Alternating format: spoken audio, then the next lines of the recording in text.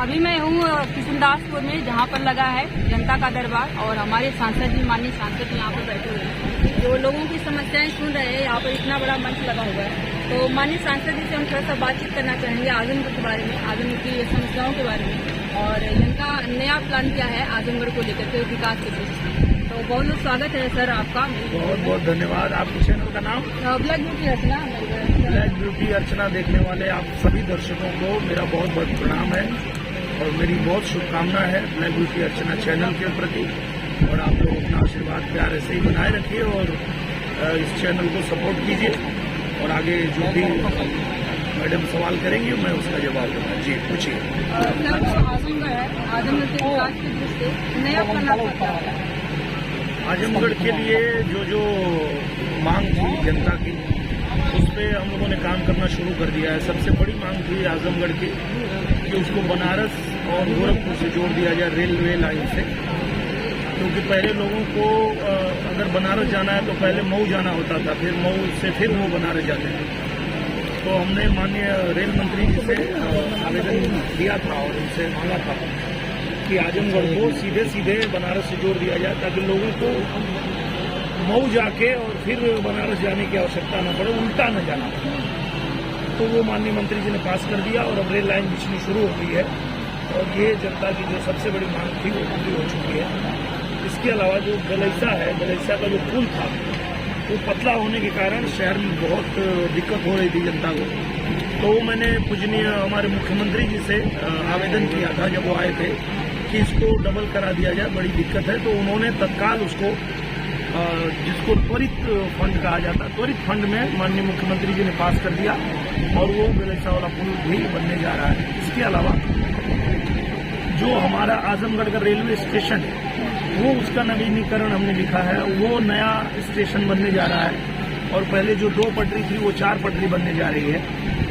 और इसके अलावा हमारे आजमगढ़ की जितने सड़कें हैं, देवारा के जितने पुल हैं, वो सब हमने पूजनीय महाराज जी को दिया था और वो एक एक करके सब बनना शुरू हो रहा है। और इसके अलावा अब हम लोग आजमगढ़ में हैं, जनता के बीच में हैं, क्योंकि हमने जनता से एक बात कहा था बार बार कि आपका प्रतिनिधि जब आपके साथ बैठेगा, आपसे बात करेगा, आपकी समस्या सुनेगा, तो आपकी समस्या का समाधान हो पाएगा और वो आपके लिए काम कर पाएगा। कोई भी आप ऐसा प्रतिनिधि चुनेंगे जो आपके साथ बैठेगा नहीं, जो चुनने के बाद कभी आजमगढ़ दिखेगा नहीं, तो वो आपके लिए काम नहीं कर पाएगा। और कहीं न कहीं इस बात को जनता ने गंभीरता से लिया और हमको मौका दिया, मुझे सेवक चुना कि आप हमारा काम कीजिए, हमारी समस्याएं सुनिए। तो जैसे हमारा सत्र खत्म हुआ अभी, जो मानसून सत्र था, उसके बाद 3 महीना समय है शीतकालीन सत्र में, तो हम लोगों ने डिसाइड किया कि हम 3 महीने आजमगढ़ में रहेंगे। 15-15 दिन हम एक विधानसभा में रहेंगे। अभी हम लोग सदर में हैं, इसके बाद 15 दिन हम लोग मेहनगर में रहेंगे, उसके बाद 15 दिन हम सगड़ी में रहेंगे, उसके बाद 15 दिन गोपालपुर में रहेंगे, फिर 15 दिन मुबारकपुर में रहेंगे। तो इस तरह से हम सभी विधानसभा में 15-15 दिन रहने वाले हैं। और अपने निर्माताओं को भी हमने कह दिया कि अगर इसमें आपको भी कुछ बनाना है, शूट करना है, तो आप क्षेत्र में आएंगे तो ही हम कर पाएंगे, हम लोग मुंबई नहीं आ पाएंगे। तो सभी निर्माता तैयार हो गए और वो लोग यहाँ आ चुके हैं। यहाँ हम अपने जनता के साथ में बैठ के उनकी समस्या का समाधान कर रहे हैं और साथ में जो निर्माता यहाँ फिल्म बना रहे हैं उनका भी काम हो रहा है। तो जो मैंने पहले भी वादा किया था कि फिल्म का निर्माण भी होगा और आपकी समस्या का समाधान भी होगा और दोनों एक ही जगह पे होगा, तो वो काम हम लोग करेंगे। और आज से पहले इस तरह का सांसद क्या आजमगढ़ क्या पूरे भारत में कभी नहीं देखा होगा, जो आम जनता के बीच में आकर के काम कर रहा है। तो आप पहले सांसद हैं तो आपको कितनी खुशी होती है? मुझे अच्छा लग रहा है, क्योंकि मैं चूंकि खेत खलियान से ही यहीं से गया हूँ, मैं भी यहीं किसान के घर में पैदा हुआ, तो मुझे पता है कि ये किसान की क्या क्या तकलीफ होती है। उसकी छोटी छोटी दिक्कतें हैं, कहीं सड़क की दिक्कत है, कहीं नाले की दिक्कत है, कहीं शौचालय की दिक्कत है, कहीं 2 परिवार में कहीं झमेला फंस गया तो पड़ोआ पानी नहीं निकलने दे रहा है। ये तमाम दिक्कतें होती है। तो कहीं न कहीं आज जो हमारी जनता है वो जब जाती है किसी अधिकारी के पास, वो मिलने में समय लगाएंगे, तो कब तक उनका काम होगा, नहीं होगा। जब उनका सांसद, उनका सेवक उनके साथ है, वो आते हैं और बताते हैं ये मेरी समस्या है, तो हम यहाँ से फोन मिलाते हैं कि डीएम सर ये देखिए इनकी समस्याओं को भेजिए तुरंत। ये तुरंत जा रहे हैं, वो मिल रहे हैं, इनका काम हो रहा है। तो इसलिए हो रहा है कि उनका जो प्रतिनिधि है वो उनके बीच में है। तो मुझे लगता है हर प्रतिनिधि को ऐसे ही होना चाहिए कि आप अपने जनता के बीच में रहे, तो ही तो आप उनकी समस्या का समाधान कर पाएंगे। और जो एयरपोर्ट की सबसे बड़ी समस्या है, आज कल में मैंने सपा भी उसके विरोध में उतर रही है, तो उसके विस्तारीकरण को लेकर के और सपा के विरोध का रखा है। उसका बहुत सीधा सा सरल सा उपाय मैंने निकाल दिया है कि जो एयरपोर्ट बना हुआ है, एक तरफ कुछ किसानों की जमीन है, घर है, ऐसा लोग बोल रहे हैं 7 गाँव उधर जा रहे हैं। ठीक है, हम 7 गांव में जाएंगे ही नहीं, हम वही तो कह रहे हैं। अगर इधर किसी को कुछ तकलीफ हो रही है तो हम आजमगढ़ का विकास करने आए, हम आजमगढ़ को तकलीफ देने नहीं आए। तो दूसरी तरफ जो खाली जमीन है हम उधर विस्तार कर देंगे, उसमें क्या। तो जहाँ खाली जमीन है हम उसमें करेंगे, इधर इन लोगों को छोड़ दिया जाएगा। हम इनकी जमीन, इनको हमको नहीं चाहिए इनकी जमीन। जो जमीन के लिए वो आंदोलन कर रहे हैं, हम उनसे हाथ जोड़ लेते हैं, हमको नहीं चाहिए आपकी जमीन। जो जमीन खाली है, जहाँ लोग तैयार हैं, हम उधर विस्तारीकरण करवा देंगे। बाकी जो पीछे का जमीन है वहाँ के लोग तैयार है। हाँ, जो तैयार हैं उनकी खाली जमीन है और वो चाह रहे हैं कि हमारे तरफ विस्तार करवा दीजिए, हम उधर करवा देंगे। तो अच्छा, ये विरोध का वजह क्या हो सकता है? राजनीतिक कारण है। जो वो लोग 15 साल में नहीं किए, वो 15 महीने में हो रहा है, तो उनको दर्द हो रहा है कि ये लोग अगर 15 महीने में एयरपोर्ट बना देंगे, स्टेशन बना देंगे, सब कुछ बना देंगे, तो लोग समझ जाएंगे कि भाई इतने दिन से ये लोग कुछ कर ही नहीं रहे थे। तो ये किसी किसान का विरोध नहीं है, राजनीतिक विरोध है। क्योंकि देखिए, रेलवे में या एयरपोर्ट किसी किसान की जमीन जाती है तो उसको 4 गुना पैसे मिलते हैं, वो 4 गुना जमीन खरीद लेगा, तो किसान तो राजा हो जाएगा। दाम भी बढ़ जाता है ना जमीन। मैं वही कह रहा हूँ, जहाँ इंटरनेशनल एयरपोर्ट बन जाएगा, आपके 10,000 की जो जमीन है वो सीधे 1 लाख की हो जाएगी, जो करोड़ों में हो जाएगी 1 लाख की जमीन। तो कहने का मतलब किसानों को तकलीफ नहीं है। किसान तो जानता है कि उसके जो जमीन है उसकी कीमत कितनी बढ़ जाने वाली है, वो कितना लाभ उसको मिलने वाला है। ये सिर्फ और सिर्फ नेताओं का विरोध है, तो उसका भी इलाज है मेरे पास। ये जो नेता जो नेता विरोध कर रहे हैं, इनको वहाँ की जनता लतिया के भगाएगी। तुम भागो, क्योंकि हमको जो मिलने वाला था वो भी नहीं मिलेगा। तो उनका इलाज भी हो जाएगा, जनता ही कर देगी, हमको कुछ नहीं करना। हम खाली ये करेंगे कि भाई जिधर खाली है अब हम उधर विस्तार करेंगे, हम जिधर विरोध हो रहा है उधर हम जाएंगे।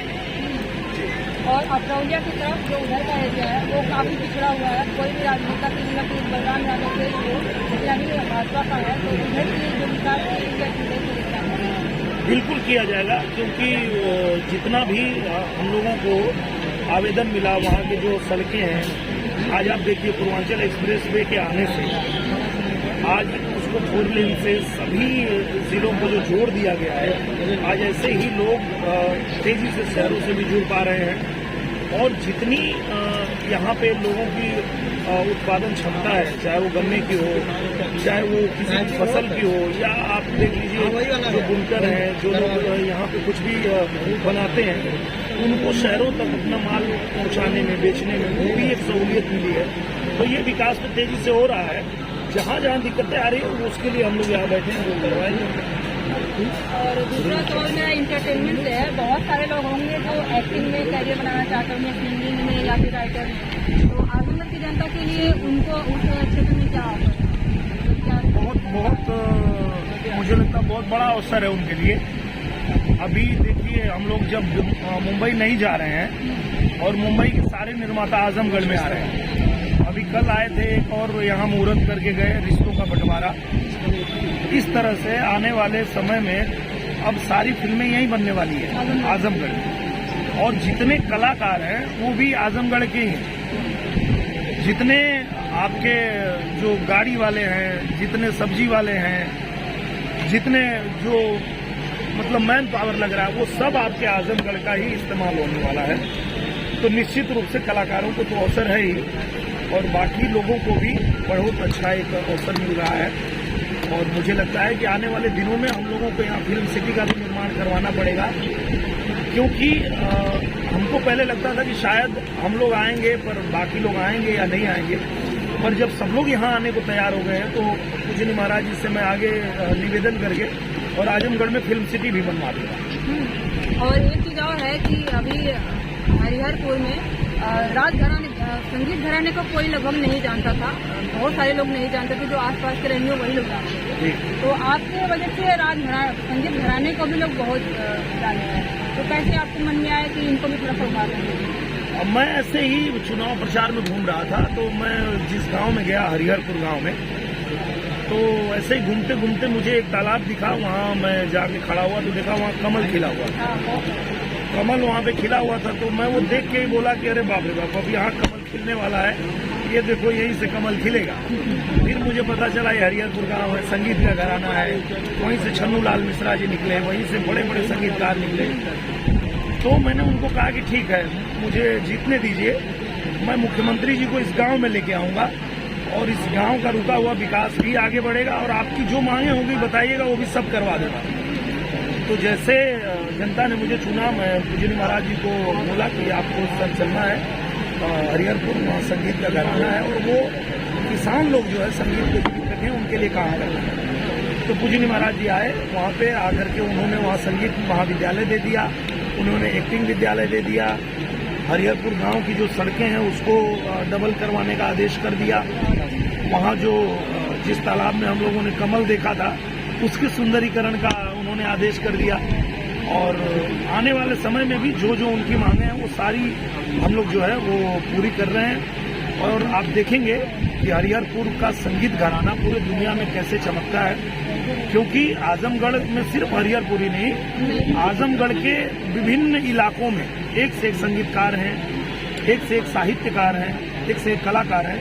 तो उन सब के लिए एक अच्छा मंच तैयार हो और इसके लिए भी हम लोग काम करें। और निजामाबाद की ब्लैक पॉटरी और मुबारकपुर की बनारसी साड़ी, जिसका भी आजमगढ़ की पहचान है, तो इसको और प्रोत्साहित करने के लिए आपके पास क्या प्लान है? अब देखिए, ये बड़े सौभाग्य की बात है कि ODOP, one district one product, इसमें मुझे लगता है कि सिर्फ मुबारकपुर एक ऐसा सौभाग्यशाली जगह है जिसमें एक ही जगह के दो प्रोडक्ट को, एक प्रोडक्ट नहीं दो प्रोडक्ट को पहचान मिली है। एक तो मुबारकपुर की साड़ी और दूसरी जो है वो ब्लैक पॉटरी निजामाबाद की वो जो है। तो इन दोनों के लिए हम लोगों ने जो अभी ये रेल मार्ग बन रहा है वो मुबारकपुर में जहां से उनको सहूलियत होगी, वहां एक तो सबसे पहले प्लेटफॉर्म बनाया जा रहा है, स्टेशन बनाया जा रहा है, ताकि वो वहां से अपना जो माल है वो सीधे जहां भी भेजना चाहें वहां भेज सकें। दूसरा, वहां पे जो एक हम लोगों ने पिछली बार जाकर के ही उद्घाटन करवाया था, कल डीएम साहब गए थे, वो क्या चीज है वहाँ पे? विपणन केंद्र था। विपणन केंद्र, विपणन केंद्र है, जहाँ पे जो छोटे छोटे कारीगर हैं वो अपने सामान को बनाते थे, तो पहले किसी और के थ्रू उनको जाना पड़ता था, उनको लाभ नहीं मिलता था।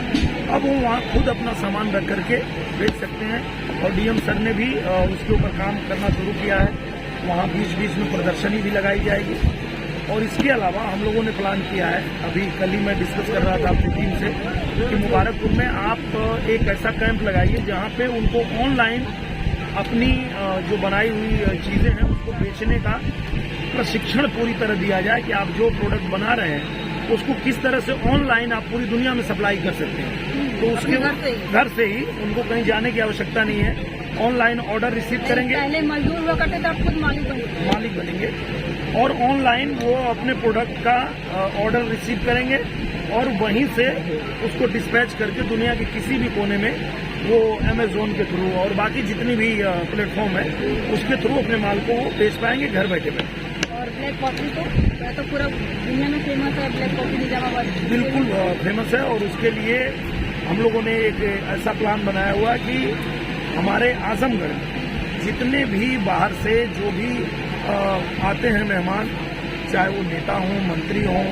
या कोई घूमने वाले हों उनको जो है हम लोग यही भेंट करेंगे, ब्लैक पॉटरी, और वो जो है यहाँ की पहचान बनेगा और वो बाकी जगहों पे भी उसका जो है कितना ज़्यादा से ज़्यादा हम लोग विस्तार करवा पाएँ इसके ऊपर काम करेंगे। तो ये बहुत अच्छी बातचीत हमने करी, और इसके अलावा आप हमसे क्या बात करेंगे जो सबसे आपने नहीं कर पाई? देखिए, सबसे बड़ी बात ये है कि आजमगढ़ की जो जनता है, आजमगढ़ की जनता आज तक अपनी समस्या लेके किसी को सुना ही नहीं पाई, किसी को बता ही नहीं पाई। तो हम लोगों ने वही चीज ध्यान में रख करके और जनता के बीच में जो अपना ऑफिस लगाना शुरू किया, वो इसीलिए किया कि हम उनके बीच बैठ के उनकी बात सुनेंगे, बात सुन के उनका क्या समस्या उसको तुरंत उसको हम लोग निवारण करेंगे। जिस विभाग का है उस विभाग को भेजेंगे, अगर वो मुख्यमंत्री जी को लिखना है उनको लिख के भेजेंगे, अगर केंद्र की समस्या है केंद्र में भेजेंगे, किसी को फोन करके अगर उनकी समस्या सॉल्व करना है वो करेंगे। तो फिलहाल तो हम लोग उसी में लगे हुए हैं 3 महीना, जब तक भी हमारा अगला सत्र नहीं शुरू होता है, और फिर सत्र जैसे कंप्लीट होगा फिर आ जाएंगे आजमगढ़ में और लगे रहेंगे जनता के बीच में। जनता ने प्रतिनिधि चुना है तो जनता के बीच में रहना है। और आजमगढ़ को लोग आतंकगढ़ बोलते हैं, इसमें कितना परिवर्तन हुआ है आपका? मैं भी जब यहाँ चुनाव लड़ने के लिए आने वाला था तो जब मुझे आदेश मिला कि आप आजमगढ़ लड़िए, तो मुझे भी बड़े लोग ये बात कहते थे कि आजमगढ़ घुसने नहीं देंगे। तो हमने कहा कि ठीक है, हम देखते हैं भाई, आप हम आते हैं और आप दिखाइए आपके अंदर कितनी ताकत है और हमारे अंदर कितनी हिम्मत है, वहीं परीक्षा हो जाएगी। तो जिन लोगों ने धमकी दिया था उनके दरवाजे पे ही खड़े होकर आधा घंटा डीजे बजाया और वो तो बिल में घुस गए, बाहर निकले नहीं। तो कहने का मतलब ये है कि कोई भी आतंकवादी, कोई भी बाहुबली, कोई भी तब दबंगई दिखाता है जब आप डरते हो। जब आप डरेंगे नहीं तो कोई आपके आगे खड़ा नहीं हो पाएगा। वो भी इंसान है, हम भी इंसान हैं। अगर उसको मरने का डर नहीं तो हमको भी नहीं है। आजा बेटा देख लेते हैं, तो उसके बाद फिर कोई बाहुबली नहीं आएगा आपके सामने। तो यही है, मुझे लगता है कि जब यहाँ की जनता जागरूक होगी, अपने हक को समझेगी, अपने अधिकार को समझेगी, तो कोई दबंगई नहीं चलेगी, कोई बाहुबली यहाँ नहीं चलेगा। और वैसे भी आपको पता है कि महाराज जी के राज में बुलडोजर चलता है, कोई दबंग नहीं चलता। तो यहाँ कोई दबंगई दिखाएगा, बुलडोजर चल जाएगा, आदमी बन जाएगा। तो ये रहे हमारे साथ हमारे सांसद दिनेश लाल यादव जी, और इनके सामने क्या बोले कि मेरे चैनल को लाइक करें, सब्सक्राइब करें, शेयर करें। हम बिल्कुल मैं खुद भी कहता हूँ कि आप सभी लोग जो आपका चैनल है ब्लैक ब्यूटी अर्चना, इनके चैनल को आप लोग खूब लाइक करिए, खूब शेयर करिए और खूब आशीर्वाद प्यार दीजिए, ताकि आप लोगों तक देखिए इतनी बढ़िया वीडियो पहुंचा रही हैं। तो अगर आप लोग इनको लाइक करेंगे, शेयर करेंगे तो आगे और भी बहुत अच्छी वीडियो देखने को मिलेगी। फिल्म में काम भी कर रही है। मैं राइटर भी हूँ। और बताइए। मैं राइटर हूँ और वहाँ पर भी अंधेरी में मैं रहती थी। मनोज, क्या नाम उनका, मनोज सिन्हा है, उनसे भी मैंने बातचीत की थी। बतासा सर का उन्होंने नंबर भी दिया था, आपके ऑफिस में भी गई बताया थी राइटर के लिए जी। तो उसमें मैं थोड़ा सा ट्राई करना चाहती हूँ एज ए राइटर। बिल्कुल, आप एज ए राइटर ट्राई कीजिए और लिखिए, क्योंकि आपका घर कहाँ है? मेरा घर आजमगढ़। हाँ, तो आजमगढ़ की धरती जो है वो साहित्यकारों की धरती है। हमारे अयोध्या सिंह उपाध्याय हरिओद की धरती है, राहुल कृत्यायन की धरती है। यहाँ एक से एक साहित्यकार हुए हैं, एक से एक हमारे कलाकार हुए हैं। तो निश्चित रूप से आपने इस धरती पे जन्म लिया है, इस मिट्टी में जन्म लिया है, तो आप अच्छी रचना कीजिए और हमारे आजमगढ़ का नाम रोशन कीजिए, यही हम लोग चाहेंगे और यही हमारी शुभकामना है आपको। बहुत धन्यवाद। तो सब्सक्राइब लाइक के लिए आपने कहा नहीं? हाँ, मैंने कहा कि आप लोग ब्लैक ब्यूटी अर्चना चैनल को सब्सक्राइब कीजिए, लाइक कीजिए, शेयर कीजिए और बहुत अपना आशीर्वाद प्यार इनको दीजिए। चलिए, बहुत बहुत धन्यवाद। बहुत धन्यवाद। बहुत